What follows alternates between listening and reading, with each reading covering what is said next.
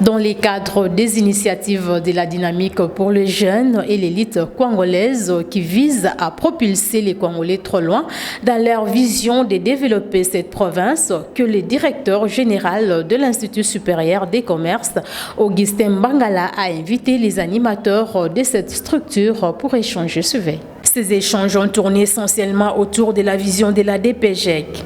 Le DG Mbangala a applaudi l'initiative à laquelle il a promis de s'impliquer. En leur prodiguant quelques conseils en tant qu'aîné, il ne s'était pas limité par là. M. Mbangala a donné quelques orientations, celle de commencer par des séminaires et formations pour le changement des mentalités et des comportements, c'est-à-dire avoir une façon de vivre au sein de la communauté. Pour le souci de voir sa province aller de l'avant, le DG Augustin a fait savoir les projets qui lui tient à cœur, l'électrification du Kenge, chef-lieu de la province du Kwango, auquel il a donné des pistes de solutions. Au sortir de ces échanges, le coordonnateur de cette dynamique, Pichou Onésima Dilou, n'a pas caché sa satisfaction.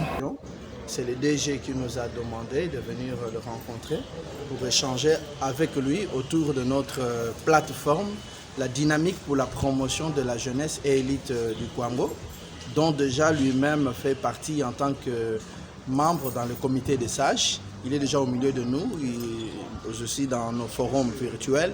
Il suit les échanges autour de cette dynamique. Ainsi donc, nous avons parlé sur plusieurs choses, dont principalement sur la communauté. La communauté, parce que ce qui nous lie au deuxième Mbangala, c'est la communauté congolaise dont il fait partie.